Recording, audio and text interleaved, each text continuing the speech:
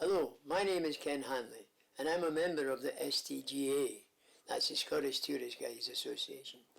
And on behalf of the Fergus Scottish Festival and Highland Games, it's my absolute pleasure to share with you a wee bit of Scotland without the airfare. I'm going to take you from the castle to the palace down the Royal Mile, Colton Hill, over into Edinburgh's New Town, that's Georgian New Town, and beyond.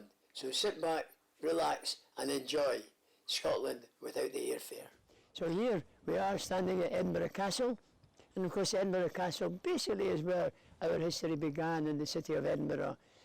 You can go back to Roman times, but if we keep it to a period where we can basically relate to, then we're talking about, you know, Robert the Bruce and William Wallace and people of that ilk. So you're talking about Robert the Bruce over on this side and William Wallace over on that side. Wallace, against all the odds, was victorious over the English armies in 1297 at the Battle of Stirling Bridge. Following on from the victory in 1297, the Bruce again was victorious against the English armies at the Battle of Bannockburn in 1314. Today, in a modern Britain, and Scotland stands as a sovereign state, is because of these victories at Bannockburn and Stirling Bridge that Scotland can rightfully, legally claim to be an independent state. So, my idea for you guys is to give you an impression overall of the city of Edinburgh. And as I said before, we're starting at the castle, and if you were to visit the castle, going over this drawbridge inside, you would head up towards the inner barrier. Not even Oliver Cromwell got beyond that point on an attack, and then beyond that you've got the portcullis, and that's a 4-in-1 defence, if you like. You have an outer, inner, and a centre one that comes down, a drawbridge that comes down. And then just beyond that on the right you've got the 1 o'clock gun, where today we fire the 1 o'clock gun every day except on a Sunday. You'll be happy to know that we sometimes get asked the question, what time do you fire the 1 o'clock gun, Ken? You know, hello. And then beyond that you've got the governor's house, and this is a modern governor's house, only from the 18th century, and as we make our way up the steep hill to the last line of defence before we get into the citadel part of the castle, then you've got up there a barracks built in the late 1700s to house over 400 soldiers and officers. So we come to our last defence before we go into the castle where kings and queens would actually live, and that's us going through Fig's Gate. Once we go through there, right away you notice an old building, and that is the oldest building we have record of. It's Queen Margaret's Chapel, and it's actually Saint Margaret because she became a saint because she started pilgrimages from Edinburgh to St Andrews, because at that time St Andrews was our ecclesiastical centre. We then make our way into Crown Square, and of course in Crown Square you have many options to places to visit. You have a war memorial where we have a memorial to all the soldiers that fell in the First World War right through to today. And then we have the royal apartments where kings and queens would have stayed, you know, for safety, for obvious reasons. This would have been the ultimate at one time, and it's where Mary Queen of Scots, among others, but she gave birth to the first King of Britain in 1566, and that was James VI of Scotland and James I of England. And of course there is the room that you can go into where Mary gave birth in 1566 to James VI. And then of course you have the Great Hall, which is pageantry, which is showing off. It's your best room in the house, you know. It has armaments, it has all this, but it has and is steeped in incredible history. The Douglases were a threat to the Stuarts. They were invited up for a cordial evening and a meal, and they were promptly marched outside and hung, drawn and quartered on the Crown Square. So violent times as well. But it's also where kings and queens would have parliament. And one of the great things for me is it has a hammer beam ceiling. So when you lift your eye level and look up, you see it's almost like, well, they copied the idea from shipwrights building a wooden hull of a ship, and you take that wooden hull and you turn it upside down, and that's where you get hammer beam ceilings, ultimate in ceilings, and they're still there today, centuries and centuries. So that's a quick visit to the castle. So as we clip-clop down the stairs from the castle, we come down onto the esplanade here at Edinburgh Castle. And of course it's a car park today, but this would have been a great defence at one time. But you know what? Since the 50s, we've been having our international tattoo. And of course, tattoo is not something you have on your arm or your body. It's a military word. It's the end of the day, and you get this, you know, a refreshment or something like that. You know, like in the Navy, you got a tot of rum. You know, it was, you know, tattoo is the turning of the taps and so on. But this is where you sit, over 9,000 people on this esplanade. Incredible.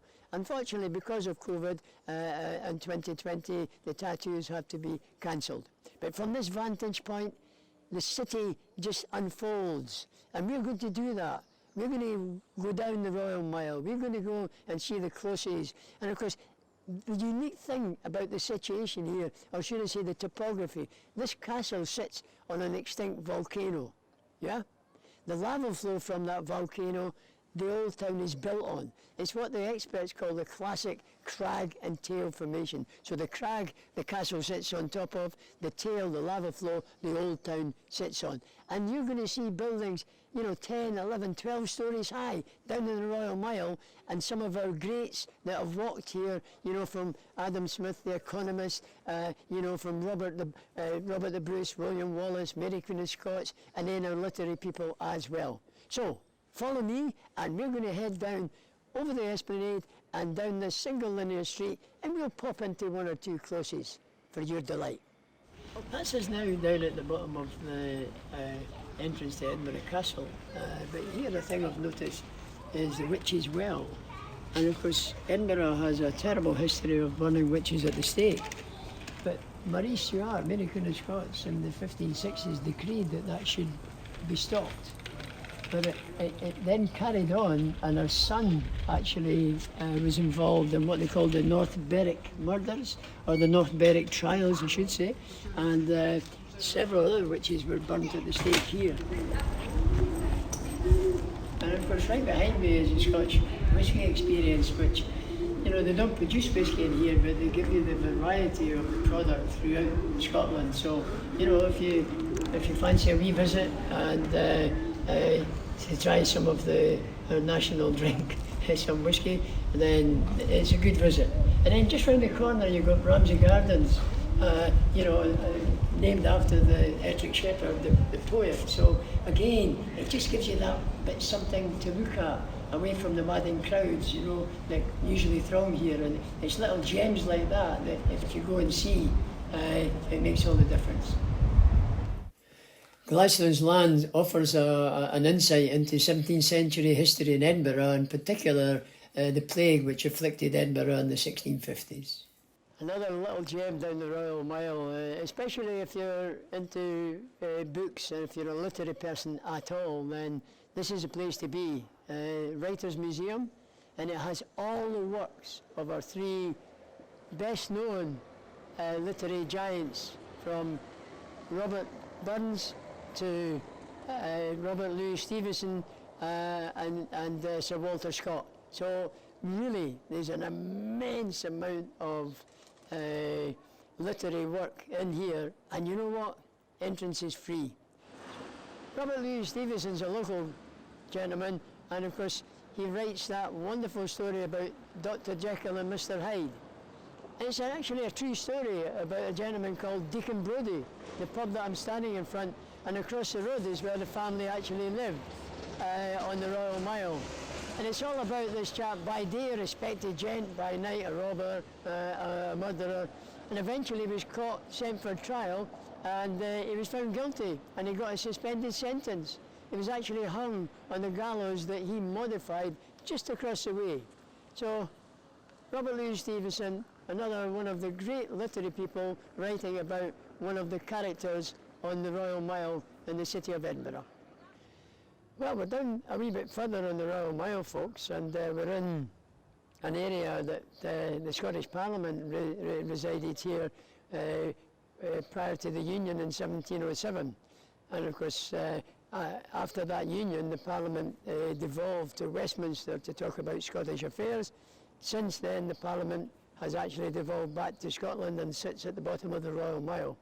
But anyway, Parliament Square here, of course, it boasts many other things, in particular a place of worship here on my left shoulder, and of course that's St Giles. Many people say St Giles Cathedral. Actually, it's not a cathedral anymore. It doesn't have a bishop. It's a high kirk. At one time it was Roman Catholic, because during the Reformation it changed to Presbyterianism. So this is a high kirk of Scotland. Then you also have a statue of the Duke of Buccleuch over on my right shoulder. Very, very powerful man. And of course he dominates the street here. And of course next to that we have the Heart of Midlothian stone. So if you are a visitor, try and not be upset by local tradition by physically spitting on the Heart of Midlothian stone. People are just showing their displeasure. It's a tradition. I know it's not terribly nice, especially in today's world, but they're showing their displeasure at what went before. People paid taxes here very heavily. There was prisons here. In actual fact, where the Heart of Midlothian sits was the entrance to the jail. So for local people, it resonates with a terrible time in history, and that's why the tradition is to physically spit on the Heart of Midlothian stone. You're probably noticing also in the background buildings so high. You know, Edinburgh boasts multi-storey buildings, 10, 11, 12 stories high. So this is an incredible street, this single linear street that we're making our way down. That's us now off of Parliament Square, folks, just behind St Giles. And of course, this is a big car park, but there's a wonderful statue behind me of Charles II, and he was a king that said he would never turn his back on Scotland, and for the most part of his period on the throne, he actually stayed in England a lot. So in Scotland we nicknamed the Two-Faced King. And if you care to go around the back of the statue, you see that there's a face embedded in his angel bones behind him. So just a bit of humour, that's all, a wee bit of humour. And then of course you've got the other side of St Giles. And when you go into St Giles, you must go to the Thistle Chapel, which is a building just here inside. It was made in the chapel itself in solid wood in a joiner's shop and brought in and inbuilt into the St Giles. Obviously not when it was built. St Giles dates from the 9th century, around about the 800s through to today. Also, this is where the highest court in the land is in Scotland, and this is our law courts. And again, a little secret for you guys. You can actually visit here in the law courts. If you go in, there's a door just over on the corner here, and it's a bit like going through airport security. They'll check you going through this electronic machine. You're not allowed photography inside, but I tell you what, it's really worth the effort, because inside you will see the lawyers, depending on the time of day that you go in, ladies and gents lawyers with their wigs and all of that and their gowns, walking up and down, and all the records from all previous trials are housed in the Signet Library in here. So that is another lovely wee gem for you to source out on your visit and your walk through Edinburgh. Well, we're down the Royal Mile now, opposite the City Chambers. He's just off to my left-hand side, and that's, in some countries it's a town hall, but that's where the day-to-day running of the city of Edinburgh comes from. In the centre you've got a lovely statue depicting Alexander and Bucephalus, and of course that's telling the story about man being able to tame brute strength, so it's a wonderful statue to peruse. And then you've got a lovely walk with some of the famous people in Edinburgh, like Chris Hoy or J.K. Rowling, Ken Buchanan the boxer, a local Italian cafe owner, Mr. DeMarco, just all people like that, local people that have done good for the city of Edinburgh. And then in the background over there you have the City Chambers. Directly behind me you have what we call in Scotland the Merket Cross. it was a place where people, back in the day and not that long ago, I mean, I was born and bred in the Royal Mile, and you know, there was always goings on here, and it's where people come to trade. So you had to be licensed to be a trader here at the Market Cross. And of course people came and bought things. If you were found cheating on your fellow citizens, the punishment was pretty severe. You had your right lug tacked to the market beam. In other words, in English, you had your right ear nailed to the market door to show your fellow citizens that you've been cheating on them. But more importantly even than that is that any proclamations that are made in London or you know, celebrating different events and that, it's read here by the town crier up on the top of the Market Cross. So it's of great significance. If you go round Scotland into every town and village, you will always see a Market Cross. It's quintessentially at the heart of Scotland's culture. Just off to my right-hand side, you have a fireman who's revered in the city because of the tall buildings, and in the old days we had lots of fires and destruction. And Mr. James Braidwood was a pioneer in firefighting. So James Braidwood is a statue just over here, and again, you know, a local fireman.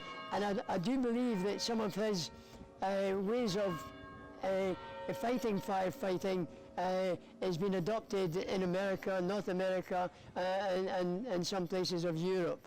Another statue, we're great for statues, we really love statues, and you've got one just off to my left here, Adam Smith, the Economist, and he was a real character. He wrote a good part of his book down in Dunbar's Close. He also wrote some of the book in Glasgow University and then at Edinburgh University. But he was much more than a philosopher. He saw the big picture. If you want a subject to really delve into, pick Adam Smith. He's more than just an economist. He was the godfather of the Age of Enlightenment. Can you imagine a small country like Scotland and a capital city like Edinburgh spawning people like Adam Smith, the economist, and David Hume, the philosopher, Sir Walter Scott, Robert Louis Stevenson, all of these literary people as well. It's just incredible. So when you're walking down this Royal Mile, you really are walking in the footsteps of the great and the good and all the aforementioned people. Mary King's Close in Edinburgh is a 17th century building, and you can walk in the footsteps of people that lived during the period of the plague.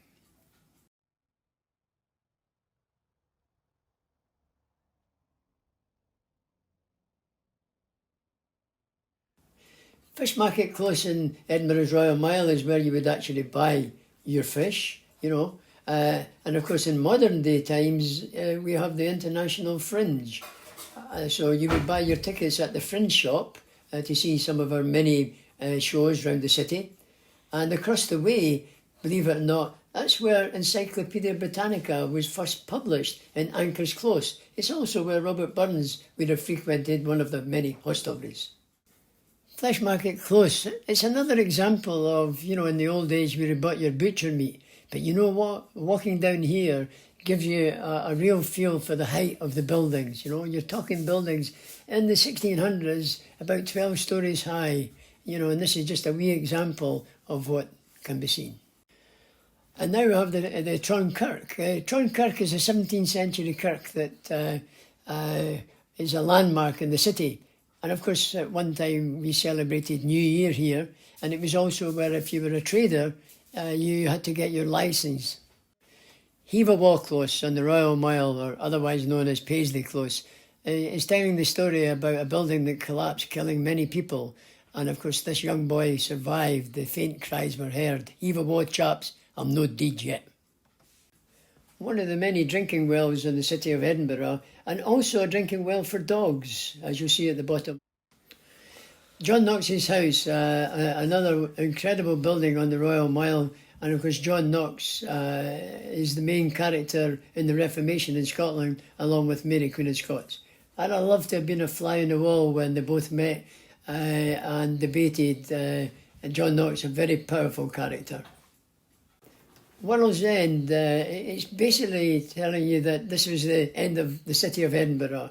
And of course, you'll see out on a wall here the city boundary. These were the gates that defended the city. And of course, beyond that, you were into the Canongate. And these studs that you see on the roadway is simulating where the city gates were. So as far as the city people of Edinburgh were concerned, there was nothing beyond the city gates. It was a world's end. Cranachan and Crowdy is a local shop, and they sell local produce. Everything is Scottish. And of course, what could be more Scottish, just down the road a bit, is Cadden Heads, one of the oldest whisky bottlers in Scotland. So pop in there for a wee dram. And across the way, there is a tartan shop, Gordon Nicholson's, where they actually make the kilts. So you could join a kilt making exercise at Gordon Nicholson's as well. The old toll booth at one time was an old prison. It's also where you would have paid your rates and taxes. And today it's a museum telling the story of the people from the Canongate, and the memorial that you see there is to all the people from the Canongate that lost their life in the First World War. Across the way you get a building that is called the Talking House because of the Latin inscription. Again, it's a museum, and you can get the licensed collar of Greyfriars Bobby.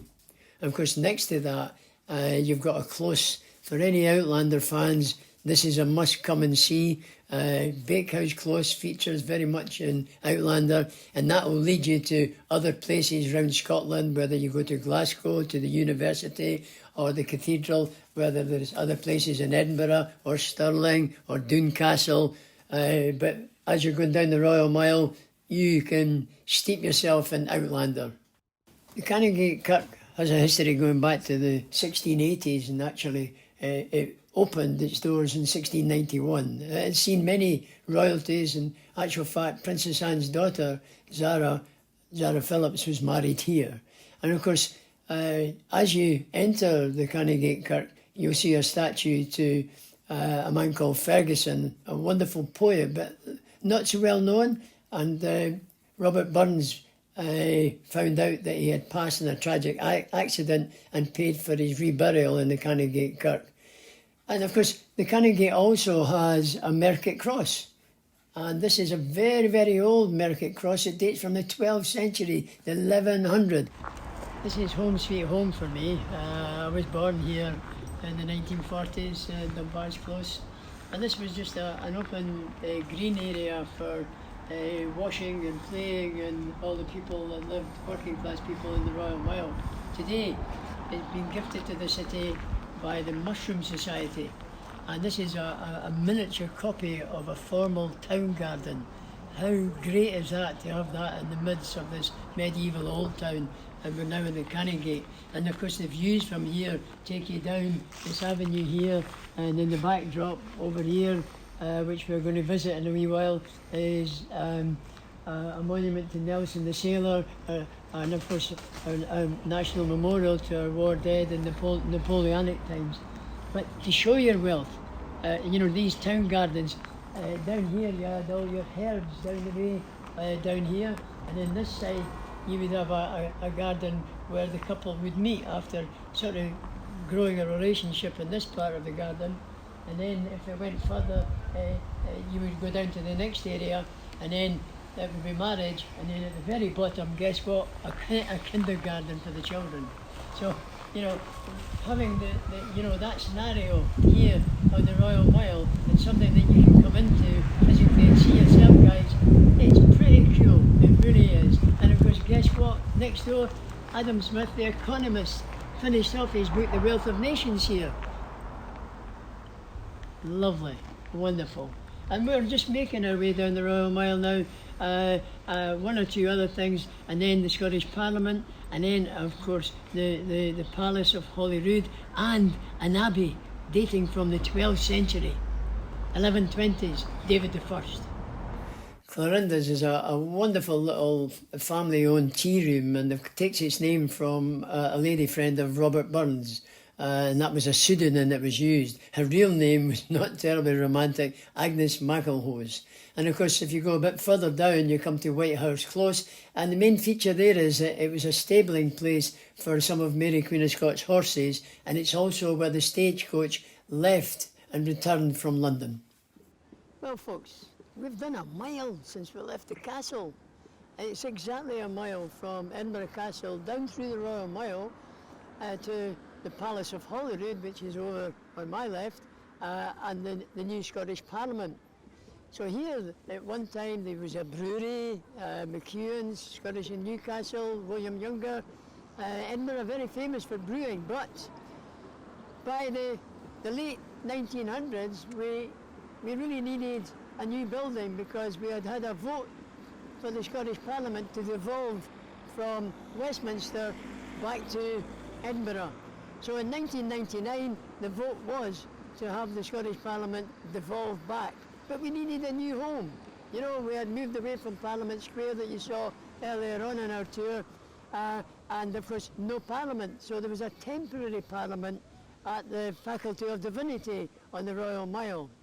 So in 1999 we started building this building, and we looked far and wide, and the final architect was taken from over 70 applicants, and it was a couple from Barcelona, Enric Morales and his wife Bernadetta Bowie.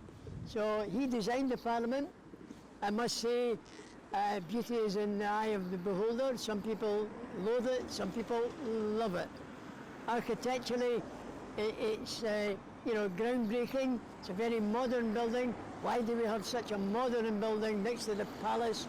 Well, this is not a building for Edinburgh. If this was a signatory building for Edinburgh, I guess it would be built in keeping architecturally with its surroundings. This is not a building for Edinburgh. This is a building for Scotland. And this Parliament holds enough space to house the mechanics of a new Parliament. And the debating chamber is a delight. Tours are free, so when you come, go in, have a look around, and you will be gobsmacked. The interior of the building and the chambers and the debating chamber is just unbelievably good. So don't be put off at first glance. I've got to say again, if you ask local people, you'll get the answer in a Scottish accent: "Dinna like it, it's crap and it costs too much money." In English, "I don't like it, it's not very pleasant and it costs too much money." In my opinion, humbly, I think this is a vision for the future. And unfortunately, Enric Morales didn't live to see this building finish. You will see an aerial view, and this building done what Morales wanted it to do, and his wife Bernadetta. It merges from the land into the people, and that's what he wanted to achieve. There's a lot of detractions on it, but if you look with an open mind, and that openness, I'm sure you'll appreciate what Morales was trying to do. A visit to the Palace of Holyrood, also the Queen's official residence, can be very rewarding. You can actually explore 14 magnificent historical state apartments, and you can also view the historical ruins of the 12th century abbey built by David I. So it really is one of these incredible visits. Above the gate here, you see a stag's head and, of course, the cross in the middle. And that's the catalyst for the building of the abbey by David I, who should not have been out hunting on the Sabbath. An official royal coat of arms embodies everything that would allow it to be called so. And you have the flag of Scotland, the St Andrew's Cross. You have their national flower, the thistle. You also have a lion rampant and the unicorn. We know it's a fictional beast, but in Scottish terms, it's a sign of strength, purity and virginity. So on the peripheral of the grounds of the Palace of Holyrood stands a single building, and of course legend has it that this was Mary Queen of Scots' bathhouse. But you know what? I don't think people bathed in the 1500s. I honestly think this was one of several guardhouses that guarded entrance to the palace through the Esses. But moving from the Palace of Holyrood, we find ourselves heading towards Edinburgh's new town. And of course, one of the first things you see on the landscape is a memorial monument to our national poet, Robert Burns. And of course, directly over from the monument is the old Royal High School, which is the purest Grecian Doric. Even Sir Walter Scott was educated there in the 1800s. And of course next door you've got the US General Consulate's offices. Well folks, we're up on Colton Hill, which gives us views back over to the old town where we came from. So from castle to palace became the length of the Royal Mile. And of course now we're back up on an area called Colton Hill. Another extinct volcano, and of course at one time there was an observatory here because this was outside the city limits.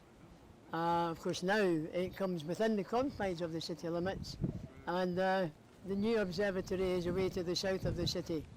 But also up here we have monuments to Nelson, which you'll see in a moment, and this is a single column representative of an upturned telescope.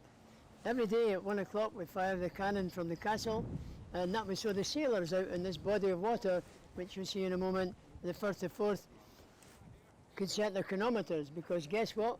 To navigate in the old days you needed to have your chronometer set to local time. So to get longitude, latitude, at 1 o'clock, 1300 hours, you would set your chronometers. And then another large monument you'll see, which gets the nickname Edinburgh's Disgrace. In actual fact, it's a memorial to the Scottish soldiers that fought and died in the Napoleonic Wars. It was unfinished, we ran out of money. How typical is that? In the background you've got views of the Balmoral Hotel, and you'll notice if you look at the clock, it's always 3 minutes past. I wonder why.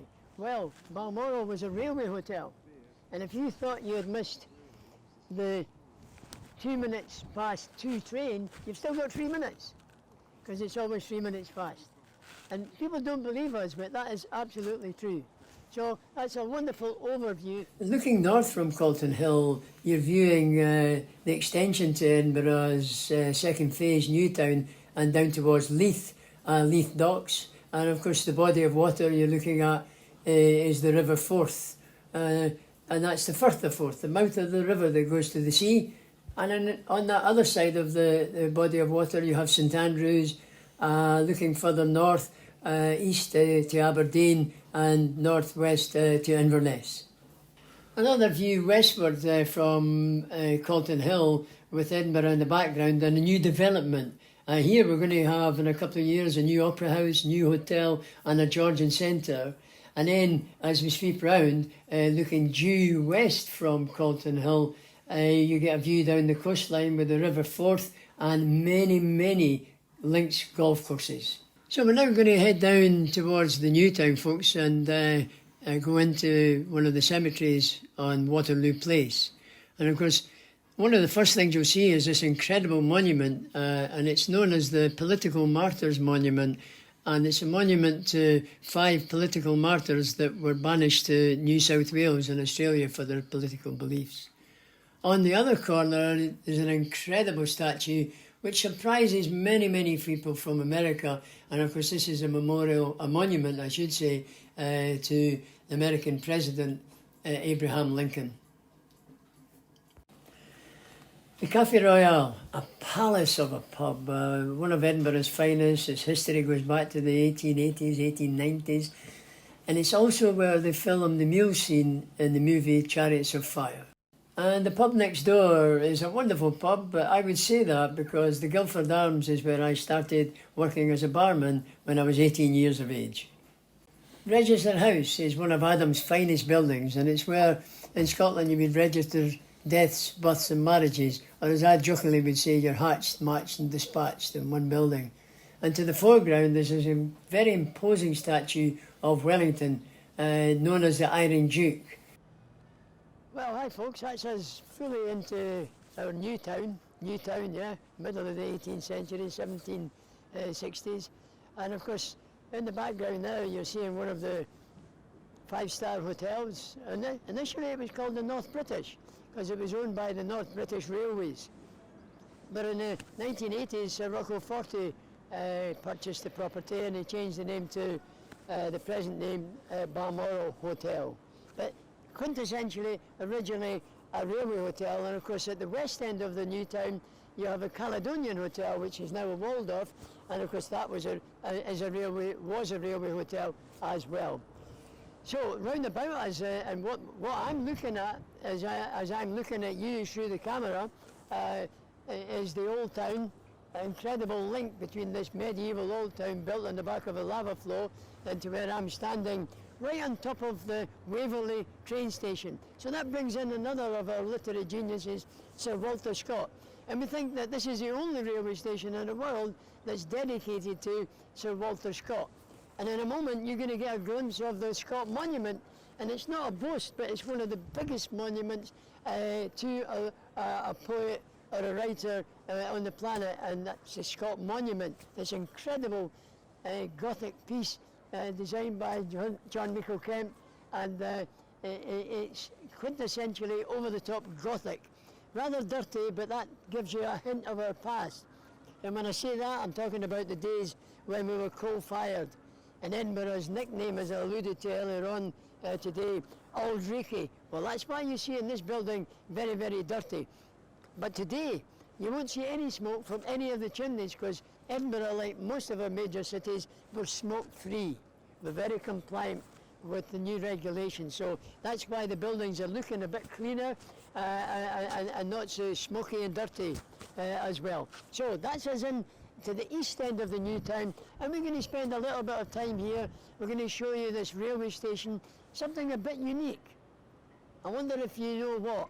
I'm guessing no, but this railway station is held up with metal pillars which are Corinthian, the top of the range classical columns, not Ionic, not Doric, Corinthian. So we're going to have you a little view of that and then come back out, heading to the other side of the Scot Monument. Lying in the shadow of the old town is Princess Street Gardens, and of course coming along Princess Street Gardens you get a visit to the Scottish National Gallery, where you'll get many Scottish masters in the gallery, Raeburn being probably one that you might well know. And of course we also have the National Gallery, which is a wonderful building too. So between the National and the Scottish National, fill your boots with, you know, these painters from round the world, but also from Scottish painters as well. And we have this wonderful floral clock here in Princess Street Gardens, and we're paying tribute to all the key workers in the National Health Service in Scotland. So we're in the east end of Edinburgh's new town, and in front of you you're seeing the Royal Bank of Scotland, which originally was a private family home, and it was owned by the 4th Earl of Hopetoun. Around St Andrew's Square there's some stunning Georgian architecture, and you'll see the different colour of stone and different type of stone signifying the different quarries that the stone came from, and you'll get a glimpse also of our National Portrait Gallery. And the statue you see here is James Clerk Maxwell, again born in Edinburgh, and his most notable achievement was to formulate the classical theory of electromagnetic radiation, bringing together for the first time electricity and magnetism. And of course we also have a wonderful church here that really should have been where the Royal Bank of Scotland was, but they nipped in and built a private family home there. And this lovely church is kind of unusual. It has a round nave of a kirk. So the other statues that you'll notice in George Street, and one towering over everyone, is a statue to George IV. He visited Edinburgh at the behest of Sir Walter Scott in the 1820s. And then just a bit further along there's a statue to a man who's probably affected us all, and of course that's the man who gave us income tax, Mr. Pitt. And just beyond that, connections to Robert Louis Stevenson. This is the headquarters of the Lighthouse Association, and of course this is where Robert Louis Stevenson's father worked in the Lighthouse Association. One thing I always ask people to do is to lift your eye level, and if you do that it can be very rewarding.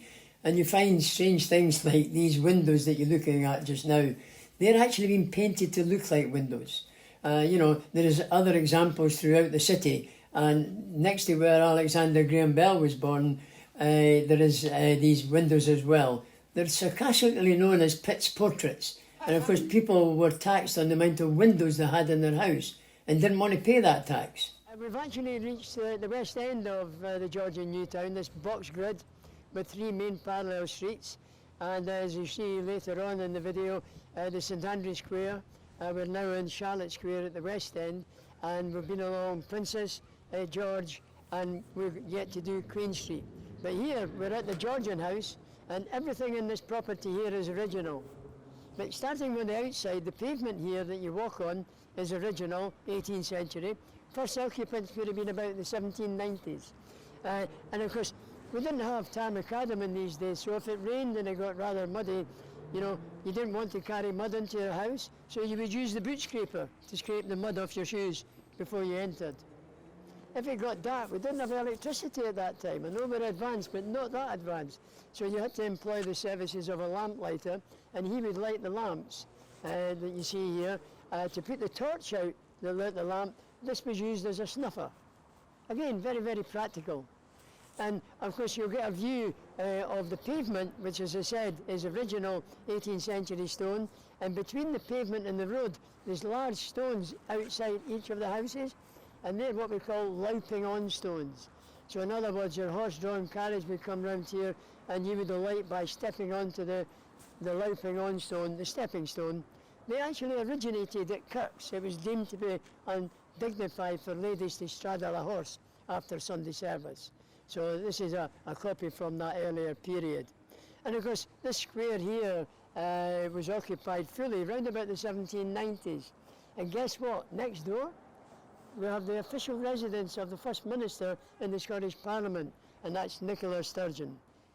Well, hi again, folks. We're at the west end of Charlotte Square now, on the extremes of the Georgian New Town.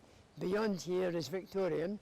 But what you're seeing in the background is a statue of Queen Victoria's beloved Albert. And that, you know, if there was ever a love match in the royal family, I'm not saying that the present Queen and the Duke of Edinburgh is not, but Victoria and Albert, Queen Victoria was besotted by Albert. And this is this wonderful statue over here.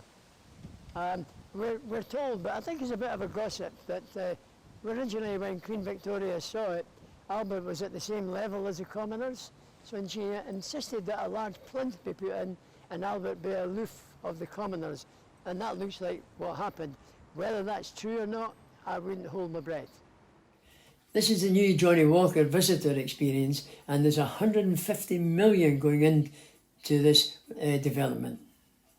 Well, to top up your art experiences, this is a gallery of modern art. I call it the Goma, and you'll see here that everything is going to be all right, they're telling you. Wonderful landscaping, and then just across the road you have the Dean Gallery, another wonderful building, and there's something going on here, there's a theme. There'll be no more miracles here. So that's 5 galleries that can be visited within the city confines, and they're all free.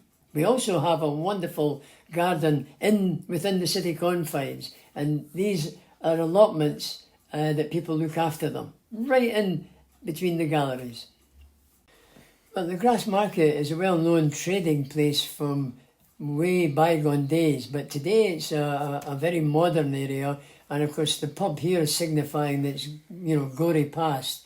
In other words, people were publicly hung in the Grass Market, hence the name for the pub, The Last Drop.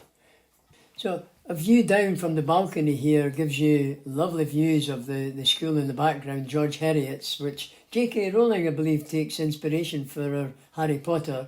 And then, of course, that merges into Victoria Street, named after Queen Victoria. But it's a lovely street with lovely shops, bars, restaurants, cafes, and all of that. So, and it's adjacent to the Grass Market, so lots of history, lots to do. If you like galleries, then you're in seventh heaven. You've got the National Gallery for Scotland here with this new extension that you see. And of course, just round the corner into Chambers Street, you've got the old museum. So it merges and you can, you know, get into the Kingdom of the Scots or artefacts globally. And across the road from the National Gallery, you enter the Greyfriars Kirkyard. And of course, this is where a national covenant was signed in blood, and the Flodden Wall was built to defend the city after the defeat at the Battle of Flodden. And further down the cemeteries, you can get a wee sneak preview of the Elephant House, the back of it, where J.K. Rowling actually sat and wrote in that centre window at the top here. So if you want to have one-upmanship, everybody goes to the front of that building, but that's the classic view where J.K. Rowling started to write Harry Potter. And of course, you now have the headstone of this, globally famous doggy, Greyfriars Bobby. And, his loyalty is just unquestionable. Just a follow-on from Greyfriars Bobby. Most people are not aware that Bobby went to a restaurant for lunch. And this is absolutely true, but most people don't really know where it is. And you'll see above me, there's a little plaque telling you that Bobby came here and was fed. This was a restaurant called Mr. and Mrs. Trails, and Bobby came here for several years to be fed. Every day we'd hear the gun from the castle being fired at 1 o'clock, and that was a signal for Bobby, oh, that's lunchtime. And he trotted off and came to Mr. and Mrs. Trails for lunch. As you can see, we're next to that lovely statue of Greyfriars Bobby. The ultimate in loyalty. He returned to his master's grave, Jock Grave, for many, many years. If that's not loyalty, I don't know what is. So, unfortunately, guys, or fortunately, that's the end of the virtual Edinburgh tour. I do hope you've enjoyed it. There's lots of stuff in there. I feel sure that we've covered everything that you would want to in the city of Edinburgh. So enjoy the video, take care, be safe, and as we say in Scotland, Slán Jibá and Lang May your Lumric.